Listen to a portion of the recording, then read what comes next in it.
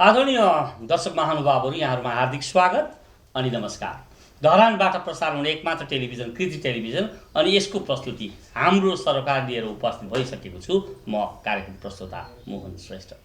हाम्रो समाजमा थुप्रै घटनाहरू घट्ने गर्छन् अनि कार्यक्रमहरू सम्पन्न हुने गर्दछन्। ती घटना र कार्यक्रमहरू हाम्रा निम्ति सरोकारको विषय बन्दछ, किनभने त्यसले हामी अनि हाम्रो समाजलाई प्रत्यक्ष र अप्रत्यक्ष रूपमा प्रभाव पाइ नै रहेको हुन्छ।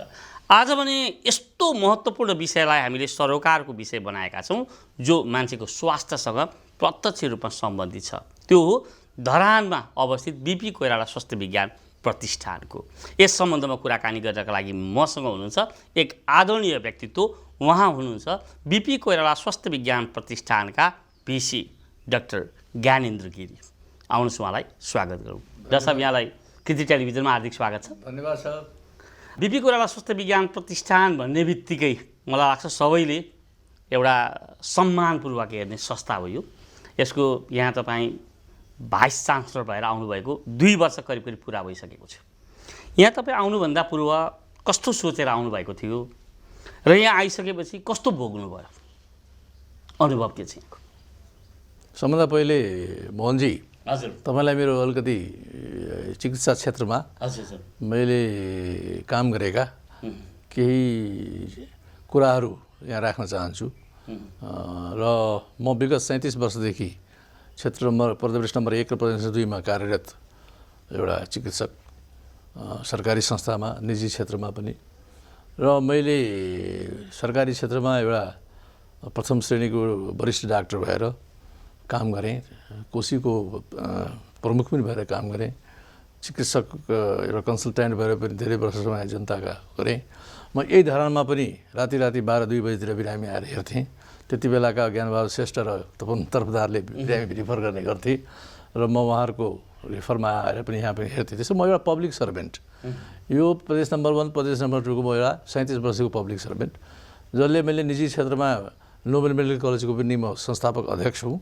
मैले 6-7 वर्ष त्यो चलाएर मैले पछि त्यहाँ आफ्नै कारणले पनि छोडेँ मैले त्यहाँ।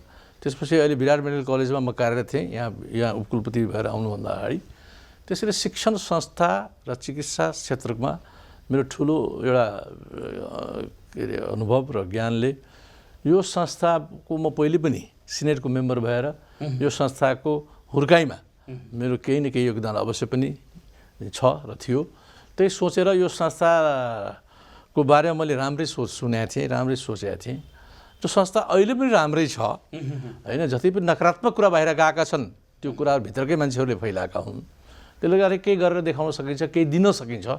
किनभने जनताको सेवा गरेँ, अब संस्थाको सेवा गरेर, मुलुकको सेवा गरेर राष्ट्रलाई पनि केही गर्न सकिन्छ भनेर एउटा प्रोफाइलको लागि पनि भनेर म यो संस्थामा आएँ। मैले अब आउनुभन्दा अगाडि यो पहिले सिनेटको मेम्बर भएर काम गर्दाखेरि त्यो बेलाको स्थिति राम्रै थियो। मान्छेहरू काम गर्थे, विज्ञहरू धेरै आफ्नो इन्ट्रेस्ट लिएर काम गर्थे, त्यसै पोलिटिक्सहरूमा थिएनन्। तर यहाँ आएर त म त के भयो भने म त एक्चुअली मेरो सोच र मेरो विचार नै युटर्न लियो। यहाँ मैले के देखेँ भने 80% मान्छे कामै गर्दैनन्, 20% मान्छेले यो संस्थालाई थेकेको छ र यो बाँकी मान्छेहरू राजनीति गर्ने, विभिन्न पोलिटिकल आडमा काम गर्ने। कारण के रहेछ भने विगतमा राजनीतिक कारणले धेरै मान्छेको यहाँ प्रवेश भएको रहेछ। त्यसले गर्दाखेरि त्यही संस्कारबाट हुर्केर र केही यहाँ मान्छेहरू पार्टीका सदस्य छन्, शिक्षक कर्मचारीहरू जो कि पोलिटिक्स गर्छन् र आफ्नो व्यक्तिगत स्वार्थलाई अगाडि बढाउनको लागि उनीहरू विभिन्न किसिमका हडताल बन्द गर्ने र आफ्नो दुनो सोझाउने। र यहाँ केही 20-25 जना के छन् भने कसरी म उपकुलपति बन्ने र बनेको उपकुलपतिलाई कसरी निकाल्ने र विभिन्न बहाना विभिन्न नाममा आन्दोलनको नाममा षड्यन्त्र गर्ने र उसलाई निकालेर आफ्नो व्यक्तिगत महत्त्वाकांक्षा र स्वार्थलाई पुरा गर्ने खालका व्यक्ति यहाँ छन्। त्यसको सङ्ख्या 20-25 जना छन् र त्यही 20-25 जनाले यो संस्थाले आज यस्तो नकारात्मक रूपमा बाहिर फैलाएको मैले पाएँ। र यही नेगेटिभ मेसेजलाई अब पोजिटिभतिर लग्नुपर्छ भनेर म झनै 2 वर्ष भयो यहाँ म कुलपति भएर आएको। र तपाईँलाई भनिदिउँ, म 1 वर्षदेखि त काम गरेरै दिएको छैन, मैले प्र्याक्टिकल 1 वर्ष काम गर्न पाएको छु भन्ने मैले यहाँ पाएँ। करिब बाहिर जुन बीपी कोइराला स्वास्थ्य विज्ञान प्रतिष्ठानको सन्दर्भमा राम्रा नराम्रा प्रसङ्गहरू चल्दाखेरि बीपी त खत्तम भयो नि, बीपी त बिग्रेछ नि, भन्ने खालको कुराहरू अलिकति धेरैका मुखार बिन्दुहरूबाट सुनिन्छ। यहाँको कुरा सुन्दाखेरि पनि बिपी आफैमा केही समस्याहरूमा छ। अब यसलाई समाधान गर्नका लागि यहाँले के कस्तो प्रयासहरू गर्नुभयो त? सबभन्दा पहिले तपाईँको प्रश्नमा के जवाब दिउँ भने जुन बाहिर यो खत्तम छ फेरि यो छ भन्ने कुरा टोटली असत्य यिनीहरूले प्रचार गरेका हुन् र यसका आफै कमी कमजोरी छन्। मैले भनिहालेँ नि, यहाँ 80% मान्छे काम गर्दैनन्, 20% मान्छे काम गर्छन्। अनुशासनहीनताको चरमसीमा छ, उदण्डताको चरमसीमा छ। त्यसैलाई नै मैले विगतमा के अरे एउटा स्पष्टीकरण माग्दाखेरि यत्रो यिनीहरूले आन्दोलन गरे के एउटा भाइस चान्सलरले अनुशासनहीन मान्छेलाई के अरे स्पष्टीकरण माग्नु नहुने त? के यो विधिको शासन होइन र? अनि त्यो मान्दैमा चाहिँ विभिन्न बहानामा गोविन्द केसीको पुच्छर समातेर के बैतरणी पार गर्ने टाइपका मान्छेहरूले यहाँ आन्दोलन गरेर यो संस्थालाई आर्थिक रूपले कमजोर गरेका छन्, उसले गरेका छन्। यी 20-25 जनाको बाहिर बिजनेस छ, तपाईँको विभिन्न किसिमका यिनीहरूले आर्थिक रूपले कमजोर गरेका छन्। व्यथिति यी भित्रकै मान्छेले गरेका हुन्। र दोस्रो कुरो यो संस्था यदि राम्रो नभएको भए आज तपाईँको काठमाडौँभन्दा बाहिर प्रदेश नम्बर 1 प्रदेश नम्बर 2 मा यतिको बिरामीको चाप भएको कुन संस्था छ निजी क्षेत्रमा या सरकारी क्षेत्रमा? मलाई एउटा पनि नाम भनिदिनुहोस् त। भनेपछि यी स्थिति यदि व्यथिति भएको भए इन्डियादेखि लिएर नेपालका प्रदेश नम्बर 1 प्रदेश नम्बर 2 का टाढाका बिरामीहरू कसरी यहाँ आइरहेका छन्, उपचार गर्न गइरहेको छ? यहाँ ठाउँ छैन, तपाईँको बेड पाउँदैनन्, यहाँ इमर्जेन्सीमा ठाउँ छैन। इमर्जेन्सीको क्यापेसिटी छ कति 70 बेडको, दिनको 500 के 24 घन्टामा 500 बिरामी आउँछन् इमर्जेन्सीमा। अनि कहाँ राख्ने त्यसलाई? त यी कुराहरू छन्। त्यसैले स्थिति व्यथिति भएको भए, राम्रो सर्भिस नभएको भए यति बिरामी किन आउँछन् त? यति विश्वास कसरी छ त जनतामा? विगतको इतिहास हेर्दाखेरि पनि बिपी कोइराला स्वास्थ्य विज्ञान प्रतिष्ठानमा कहिले भित्रबाट, कहिले बाहिरबाट, कहिले कर्मचारीहरूबाट, कहिले चिकित्सकहरूबाट, कहिले नर्सहरूबाट विभिन्न विषयमा आन्दोलन भइरहेको छ कि अहिले हेर्दाखेरि समाचार हेर्नु भने बिपीमा कुनै न कुनै आन्दोलनबाटै गुज्रेको हुन्छ। यसको पछाडि चाहिँ के? सबभन्दा पहिले त के हो भने यो संस्थाको सुरुवातदेखि नै यो एउटा के अरे डिफेक्ट भएर यसको जेनेसिस भयो।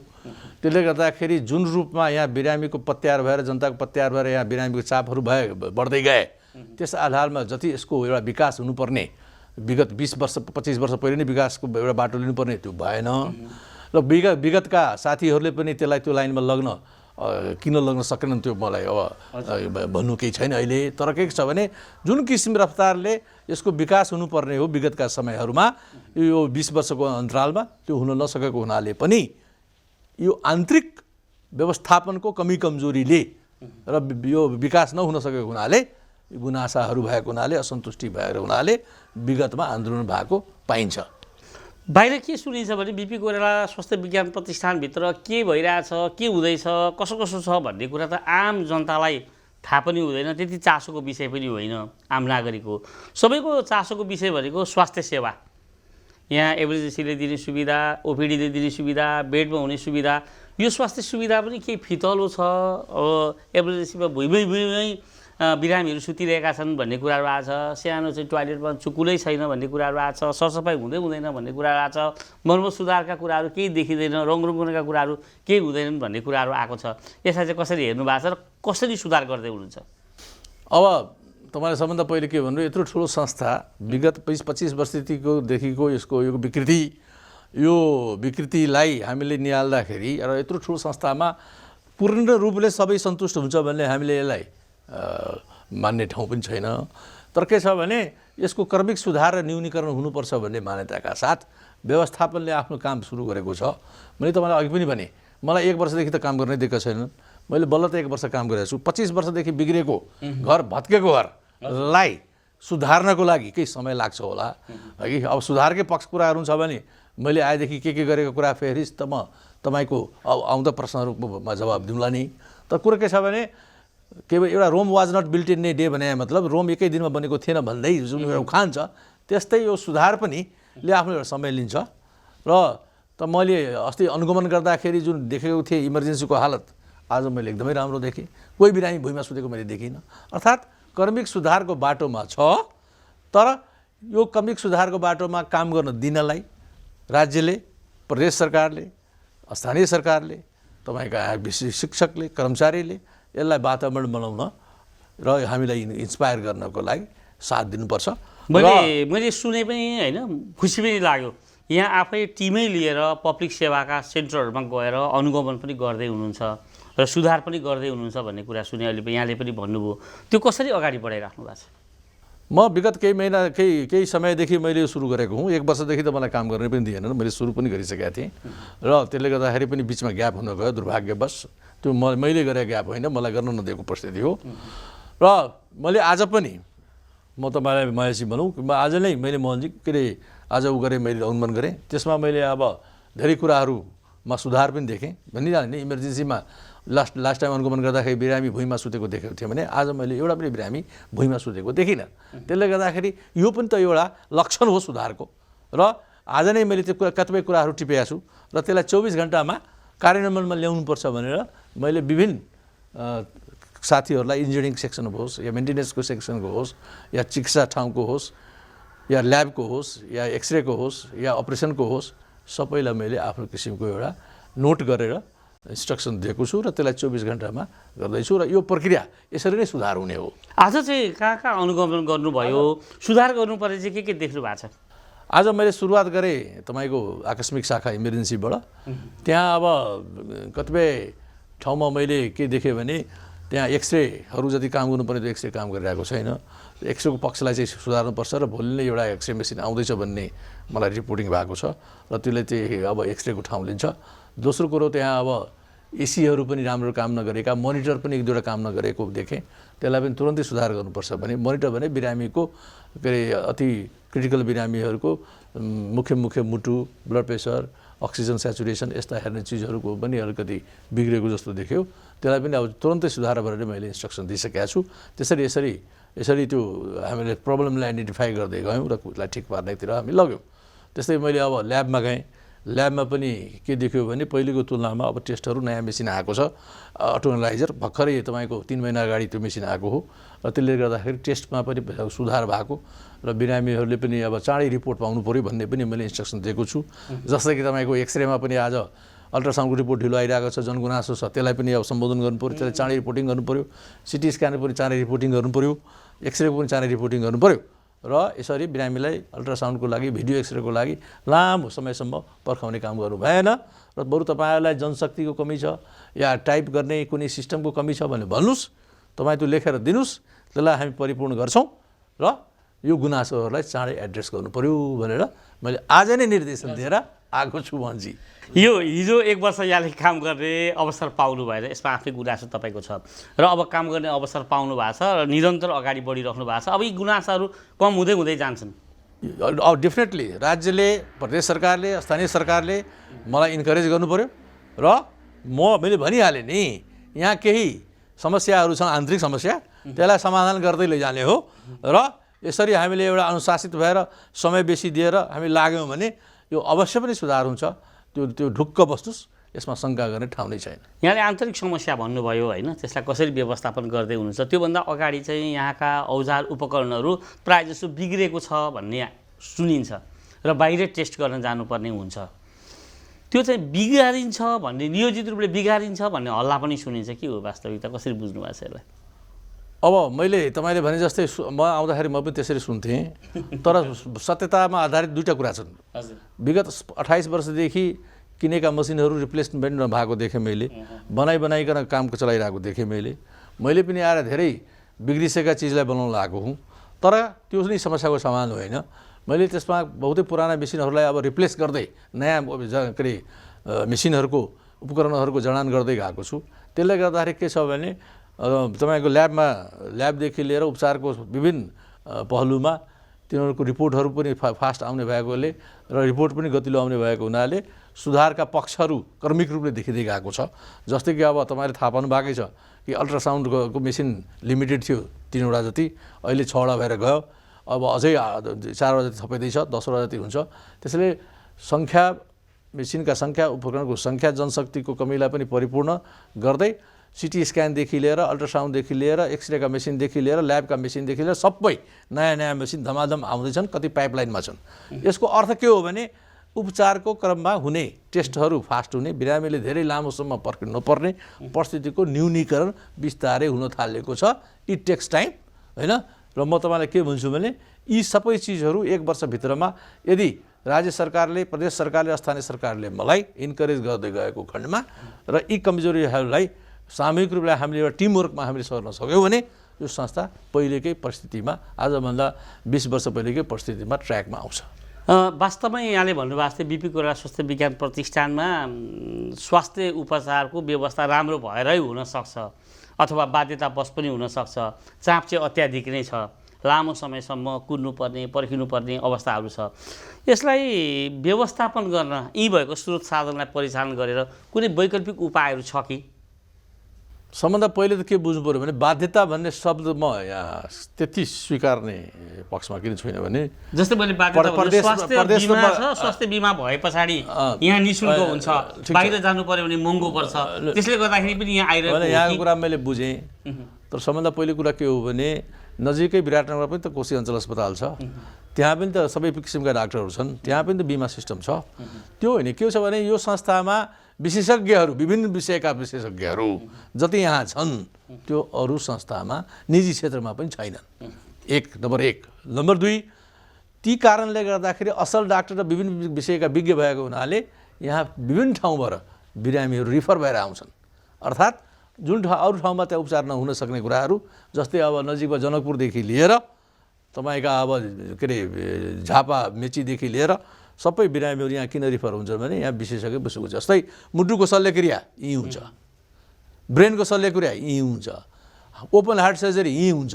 ओपन हार्ट सर्जरी तपाईँको निजी क्षेत्रमा प्रदेश नम्बर 1 प्रदेशमा कहीँ पनि हुँदैन। त्यसैले बाध्यता भन्दा पनि यहाँको एभाइलेबिलिटी, यहाँको जुन विशेषज्ञ विशिष्ट प्रकृतिको सेवा त्यसले गर्दा आकर्ष भएको। तपाईँलाई म बताइदिउँ, कोभिडको बेलामा तपाईँको कोभिड भएका ब्रेन ट्युमरको अपरेसन यहीँ भयो, किन हामीले त्यही अनुसार कोभिड अस्पताल बनाएको छौँ।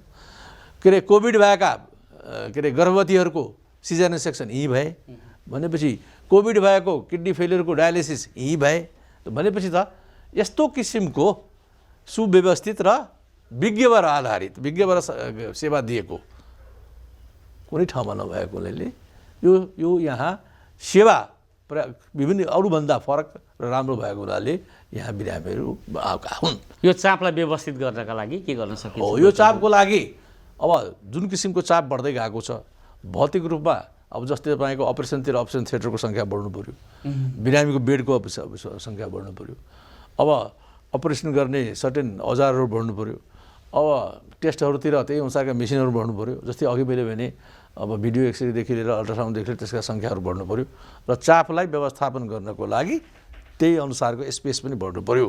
अब यहाँ सबभन्दा ठुलो गुनासो के छ भने यो संस्थाको जन्मको बेलामा तपाईँको 50वटा आइसियु बेड हुनुपर्नेमा 15वटा आइसियु थियो। अब अहिले 800को बेडको अस्पताल भइसक्यो, 100वटा आइसियु हुनुपर्ने ठाउँमा तपाईँको म आउँदाखेरि यहाँ 15 कि 20वटा आइसियु थियो। अहिले म आइसकेपछि यहाँ 40वटा आइसियु बेड भइसक्यो। अब आउँदो 2 महिनाभित्रमा त्यो 17वटा आइसियु बन्दैछ। के यो विकास होइन? यो सुधार होइन त? आदरणीय दर्शक महानुभावहरू, यहाँहरू हेर्दै हुनुहुन्छ कृति टेलिभिजन। कृति टेलिभिजनबाट यो कार्यक्रम हाम्रो सरकार कार्यक्रममा आज हामी बिपी कोइराला स्वास्थ्य विज्ञान प्रतिष्ठानको बारेमा कुराकानी गरिरहेका छौँ र यो कार्यक्रममा आम नागरिकबाट आएका चासो, गुनासो र जिज्ञासाहरूलाई यहीँका उपकुलपति अर्थात् भिसी डाक्टर ज्ञानेन्द्र गिरीसँग प्रत्यक्ष रूपमा कुराकानीलाई अगाडि बढाइरहेका छौँ र विशेष गरिकन यहाँका राम्रा डक्टरहरू चाहिँ धेरै टिक्दैनन्, गइहाल्छन् भन्ने एउटा गुनासोको रूपमा रहेको छ, चासोको रूपमा भएको छ। यसको वास्तविक सत्य तथ्य चाहिँ के हो? होइन, गुनासाहरू सत्य तथ्य केही हदसम्म सही कुरा हो। मैले आएर के पाएँ भने अब केही मान्छेहरू छन् जो कि असल डाक्टरहरूलाई डिस्करेज गर्ने, प्रोत्साहित नगर्ने केही कुलसित मान्छेहरू छन् मैले भनिहालेँ नि, जसले त्यो गरेका हुन्। त्यसलाई पनि निरुत्साहित गर्ने मैले वातावरण बनाउन सुरु गरेको छु होइन। अब जस्तै कि तपाईँलाई एउटा बताइदिउँ, मुटु रोगको सर्जन छ, मुटुको अपरेसन गर्ने सर्जन छ, उसको विभाग छुट्याइदिएको छैन होइन, उसले अपरेसन गर्न पाउँदैन। आम अपरेसन जस्तै उसले पर्खिनुपर्छ, ओटीको लागि ठाउँ हेर्नुपर्छ। त उसले पढेको विद्या सही रूपले प्रयोग गर्न नपाएपछि नेचुरली ऊ निरुत्साहित हुन्छ र ऊ यहाँ बस्न चाहन्न र बिस्तारै निरुत्साहित भएर छोड्छ। त्यस्तो मान्छेलाई हामीले इन्करेज गर्न सक्नु पऱ्यो। त्यो नभएको जस्तो देखियो, त्यसले गर्दाखेरि त्यसलाई पनि हामीले पोजिटिभली अगाडि बढाएको छौँ कि जस्तै कि एमसिएस गर्ने, डिएम गर्ने जुन सुपर स्पेसलिस्ट डाक्टर हुन् त्यसलाई हामीले विशेष रूपमा उसलाई एप्रिसिएट गरेर उसलाई काम गर्ने वातावरण हामीले बनाइदिनुपर्छ। अपरेसन गर्नेले अपरेसन गर्ने वातावरण बनाइदिनु पऱ्यो, उपचार गर्नेलाई उपचार गर्ने वातावरण बनाइदिनु पऱ्यो। त्यो व्यवस्थापनले गर्दैछ र त्यसमा पनि कर्मिक सुधारहरू आउँदैछन्। यहाँ आइसकेपछि 2 वर्षभित्र भएका कामहरू चाहिँ के हुन्? अब मैले छोटकरीमा भन्दाखेरि अब 1-2वटा कुनै भन्न पनि बिर्सौँ, तर मैले अब के भन्छु भने मैले 2076 सालको चैतको 28 गते मैले यहाँ जोइन गरेको, भर्खरै हिजो अस्तिको 28 गते 2 वर्ष पुगेको छ। 1 वर्ष त काम गर्न पाइएको। 1 वर्ष मलाई कामै गर्न नदिएको कुरो यहाँ भित्रका हाम्रा साथीहरूलाई सबैलाई थाहा छ, तपाईँहरूलाई पनि म यही जानकारी दिउँ र त्यही ध्यान आकर्षण गरौँ। 1 वर्षभित्रमा काम गरेको म सुरुवात के गर्छु भने मैले आएको महिना दिनभित्रमा सबभन्दा पहिले कोभिड अस्पतालको निर्माण गरियो, जुन कोभिड अस्पताल स्वयंमा एउटा नेपाल अधिराज्यमै टर्सरी लेभलको, अर्थात् मैले अघि भनिहालेँ नि, कोरोना भएको ब्रेन ट्युमरको अपरेसन यहीँ हुने भयो, रेनो किडनी फेलियर भएको डायलिसिस कोभिड भएको यहीँ हुने भयो, विभिन्न किसिमको अपरेसन पनि कोभिड भएका बिरामीहरूको कहीँ गर्न नसकेर नगर्न डराएर तपाईँहरूलाई यहीँ रिफर भयो, जुन यहीँ सम्भव हो, अर्थात् एउटा नमुना कोभिड अस्पतालको निर्माण गरियो। त्यही महिनाभित्रमा यो एमसिएस बिल्डिङ जुन 2.5-3 वर्षदेखि रोकिया थियो, एउटा त्यो एउटा भूत बङ्गला जस्तो भइसकेको थियो, त्यहाँ एडिक्टहरूको जमात भन्ने ठाउँमा भइसकेको थियो, त्यसलाई खोलियो। त्यो आज झन्डै फिनिसिङ स्टेजमा छ। तपाईँको यही असाढ साउनमा ह्यान्डओभर हुँदैछ, अर्थात् 400 शैय्याको अस्पताल अब विधिवत रूपले 3-4 महिनामा हामीलाई ह्यान्डओभर हुँदैछ। 800 शैय्याको अस्पताल 1200मा परिणत हुँदैछ। के यो भौतिक सुधार होइन? के यो भौतिक फड्को हानेको होइन त? त्यसले के गर्छ भने आइसियुको सङ्ख्या अब अर्को 30वटा थपिन्छ, अर्को 30वटा आइसियु थपिन्छ, अर्को तपाईँको 10वटा अपरेसन थिएटर थपिन्छन्। त के यो सुधार होइन र? कि बिरामीहरूले मौका पाउने अझै स्पेस पाएनन् त? र 400 बेडमा विभिन्न विषयका बिरामीहरूलाई हामीले त्यसलाई बाँडफाँड गर्छौँ। जस्तै कि अब 100 बेड मुटुको रोगीलाई दिन्छौँ, 100 बेड हामी क्यान्सरको रोगीलाई दिन्छौँ, 100 बेड अरू जहाँ कमी छ त्यसलाई हामीले दिन्छौँ। भनेपछि त यो पनि सुधारको एस्पेक्ट होइन र? यहाँहरूले यो कुरा यसैबाट छर्लङ्ग हुन्छ कि यो के विकासको बाटोमा गएको छ। अब यो एमसिएच र त्यो कोभिड अस्पताल भइ नै हाल्यो, जहाँसम्म अस्पतालतर्फ उपचारको दृष्टिकोणले अब भौतिक संरक्षण बाहेक अब सेवाको लागि विभिन्न किसिमका पुराना उपकरणहरूको सब्स्टिट्युसन अर्थात् रिप्लेसमेन्ट त्यसको अब हुँदैछ। तपाईँले थाहा पाउनुपर्ने अपरेसन थिएटरतिर हामीले 5-5वटा मेसिनहरू अपरेसन थिएटरमा जडान गरेर, जुन कि विगत 25 वर्षदेखि त्यो आएकै थिएन, त्यो हामीले गऱ्यौँ। डेन्टल चेयरहरू हामीले नयाँ ल्याएर बिरामीको उपचारमा त्यसले ठुलो फड्को हानिरहेको छ भने ल्याबोरेटरीतिर तपाईँका नयाँ अटो एनालाइजरदेखि लिएर सबै आएर सञ्चालनमा रहेका छन् र गरेका छन्। अब एक्सरेतिर तपाईँका अल्ट्रासाउन्डका मेसिनहरू 4-5वटा थपिया छन् र तपाईँको सिटी स्क्यान अधिराज्यभरिमै दोस्रो सिटी स्क्यान 256 स्लाइसको सिटी तपाईँको यहाँ जडान भएर बिरामीहरूले भव्य रूपमा उपचारहरू पाइरहेका छन्। हिजो अस्ति म आउँदाखेरि दिनको 8वटा 10वटा सिटी स्क्यान हुने, आज एभरेजमा 50वटा सिटी स्क्यान भइरहेको छ। र मैले के भनेको छु भने 1 महिनाभित्रमा यसलाई 100देखि 150वटा सिटी स्क्यान हुनुपर्छ भनेको छु। र एमआरआई पाइपलाइनमा छ, खरिदको पाइपलाइनमा छ होइन, र त्यसको प्रक्रिया अगाडि बढिसकेर पाइपलाइनमा छ र केही 1-2 महिनाभित्रमै त्यो एमआरआई पनि यहाँ आउँदैछ भन्ने पनि यहाँ जानकारी दिन्छु। यहाँ किनभने कतिपय साथीहरूको भित्र र बाहिर एमआरआई छैन भन्ने कुरा गरिरहेका छन्। त्यसैले त्यो पाइपलाइनमा छ र खरिद प्रक्रिया सुरु भएर त्यो पाइपलाइनमा आउँदैछ। त्यस्तै अब तपाईँका अक्सिजन प्लान्टदेखि लिएर तपाईँको पुरानो अक्सिजन प्लान्टलाई बनाइएको छ भने भारत सरकारको तर्फबाट नयाँ अक्सिजन प्लान्ट पनि जडान गरिएको छ। लिक्विड अक्सिजन पनि ठुलो तपाईँले देख्नु होला त्यहाँ ट्याङ्क जस्तो त्यो पनि जडान भएकै छ। यो पनि उपचारकै लाइनमा एउटा फड्को हानेको छ होइन। भनेपछि अब इमर्जेन्सीमा 20वटा बेड थप भएको छ र सञ्चालनमा आएको छ। त्यो पनि भर्खरै सञ्चालनमा आएको 2-3 महिना भएको छ कि 20वटा बेड कि म यहाँ आएपछि त्यसको चाहिँ एक्सटेन्सन भएर आज जुन क्राउड थियो विभिन्न तपाईँको इमर्जेन्सीमा कमसेकम 20वटा बेड भएर त्यो क्राउडको लोडलाई त कम गर्यो। म यहाँलाई जानकारी दिउँ, म अस्ति अनुगमन जाँदाखेरि बिरामी भुइँमा सुतेको देख्थेँ। अब यो आज म जाँदाखेरि मलाई के खुसी लाग्यो भने एउटा बिरामी पनि भुइँमा सुतेको छैन। त के यो सुधार होइन र? यसलाई सुधार मानिँदैन र? होइन। र त्यस्तै तपाईँको अर्को 25वटा बेडको डायलाइसिसको बेड र वार्ड एक्सटेन्सन भएर अब 1-2 दिनमै सुचारू रूपमा तपाईँको डायलाइसिसको वार्ड 25 बेडको सञ्चालनमा आउँदैछ। त्यसका सबै पूर्वाधारहरू कम्प्लिट भएर अब यो छुट्टी पछि नै सञ्चालनमा आउने आज मैले ल्याउने भनेर मैले आज निर्देशन दिइसकेँ। भनेपछि विगतका दिनमा जे जस्तो भए तापनि यो केही दिन अगाडिदेखि ती गुनासाहरू ती समस्याहरू क्रमशः न्यूनीकरण हुँदैछ। म एउटा जिज्ञासा राखिहाल्नु मन लाग्यो मलाई। जस्तै बिरामीहरू आउँछन् चेक जाँच गर्नका लागि सबै टेस्टहरू यही बिपी कोइराला स्वास्थ्य विज्ञान प्रतिष्ठानभित्र नै हुने व्यवस्था र त्यहाँ लेखेका दबाईहरू पनि यीभित्र पाउन सक्ने व्यवस्था मिलाउन सकिँदैन? एकदम राम्रो क्वेसन गर्नुभयो, धन्यवाद छ तपाईँलाई। यहाँ के थियो भने म आउँदाखेरि मैले सुरुमा भनिहालेँ नि, धेरै टेस्टका ल्याबोरेटरीका मेसिनदेखि लिएर एक्सरे र भिडियो एक्सरेका मेसिनदेखि लिएर सब बिग्रेर थन्केर बसेका थिए। ती सबै नयाँ चिजहरू आउन थालेका छन् र सञ्चालनमा आउँदैछन् र फार्मेसी पनि कति वर्षदेखि बन्द भएर बसेको थियो, बल्ल खुलिया छ। र तपाईँलाई यो पनि तपाईँ सुनेर आश्चर्य लाग्ला कि अब दिनको हाराहारी 10 लाख जतिको बिक्री फार्मेसीले सुरु गरेको छ र हामीले दिनको कमसेकम 50 लाखको टार्गेट राखेका छौँ। त्यो सबै सुरुवात भएको छ। हो, हुनसक्छ हाम्रो कमजोरी के होला भने हामीले मिडियामा जति लग्नुपर्ने त्यो लग्न सकेको छैनौँ। त्यसले गर्दा पनि केही कम्युनिकेसन ग्याप छ, यसलाई म स्वीकार गर्छु र आउँदा दिनमा यो कम्युनिकेसन ग्यापलाई न्यूनीकरण लगेर म तपाईँहरूको समक्ष राख्ने प्रतिबद्धता जाहिर यहीँबाट गर्दैछु। मैले पनि जसरी चाहिँ बिपी कोइराला स्वास्थ्य विज्ञान प्रतिष्ठानको बारेमा सुनेको थिएँ, तपाईँकै विषयमा सुनेको थिएँ, तपाईँसँग यो अन्तर्वार्ता गरिरहँदाखेरि यहाँले गर्नुभएका काम विकास निर्माणका कुरा सुन्दाखेरि निकै फरक मैले पाएको छु।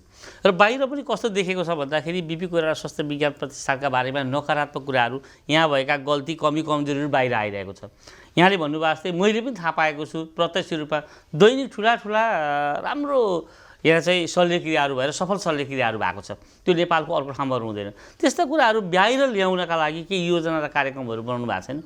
अवश्य बनाइया छ। म तपाईँलाई अघि भनिहालेँ नि, यहाँ केही मान्छेहरू कामै नगरिकन बिरामीलाई जति केयर दिनुपर्ने, कति सेवा दिनुपर्ने त्यो दिन नगरेको हुनाले त्यसैमा कडी कडाउ गर्दाखेरि विगतमा मैले एउटा स्पष्टीकरण माग्दाखेरि यिनीहरूले आन्दोलन सुरु गरे। किनभने डिसिप्लिनमा बस्नु पऱ्यो, काम गर्नु पऱ्यो होइन, र अनुशासित भएर हिँड्नु पऱ्यो भन्दाखेरि स्पष्टीकरणको नाममा एउटा आन्दोलन गरेँ र मलाई 1 वर्षदेखि काम गर्न दिएनन्। त्यसैले म के भन्छु भने यी भित्रकै केही व्यक्तिहरूले नकारात्मक न्युजहरू बढाएका हुन्। कारण के भने यहाँका 2टा पदाधिकारीले कसै गरी यो नयाँ भिसीलाई यहाँबाट दबाऊ, आफू भिसी बनौँ र आफू बनाऊ अथवा व्यक्तिगत स्वार्थलाई माथि राखेर संस्थागत रूपले संस्थालाई बरु बिग्रियोस् या रहोस् या नरहोस् भन्ने सोचका साथ यो आन्दोलन पनि उनीहरूले गराएका हुन्। र यसले गर्दाखेरि यो स्थितिमा आज 1 वर्षदेखि काम गर्न नपाएको परिस्थिति छ। त्यसले गर्दाखेरि यस्ता तत्त्वहरूलाई राज्यले साथ दिनुपर्छ।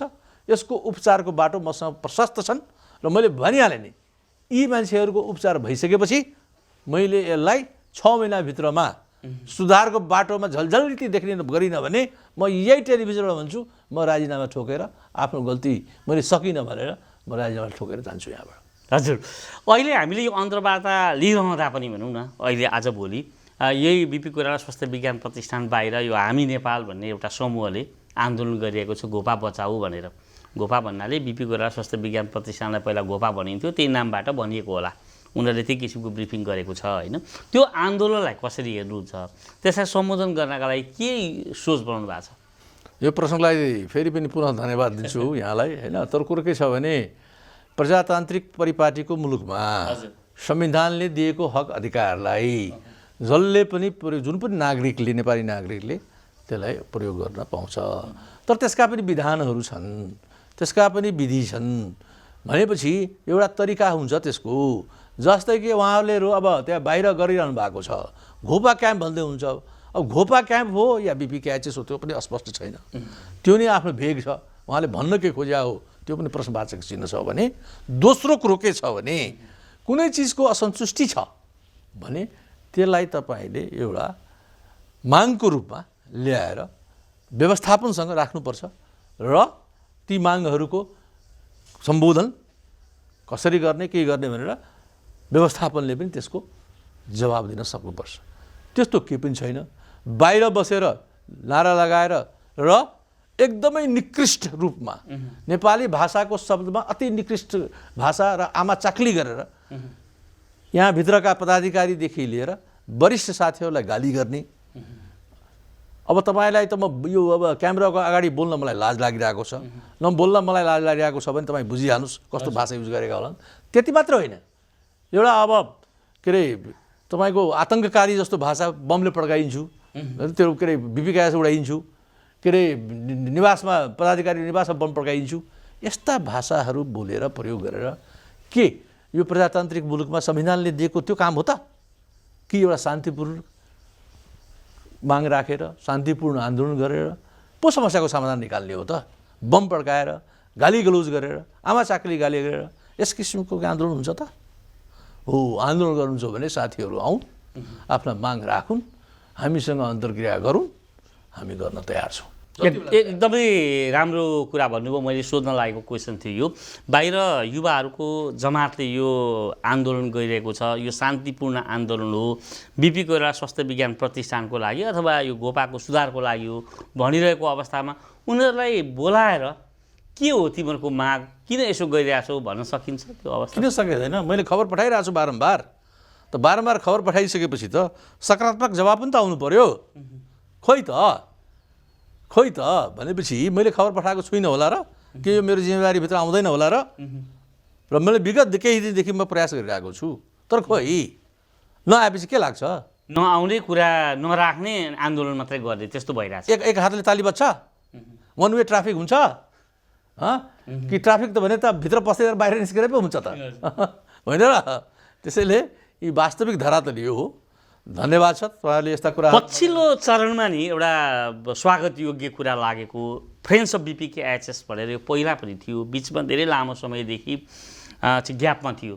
यो फ्रेन्ड्स अफ बिपी-क्याएचएस भनेको चाहिँ मलाई लाग्छ धरानीहरूलाई यहाँले सम्बोधन गर्नुभएको छ, धरानीहरूको प्रतिनिधिलाई फ्रेन्ड्स बनाउनु भएको छ बिपी-क्याएचएसले, यसलाई फेरि निरन्तरता दिनुभएको छ होइन?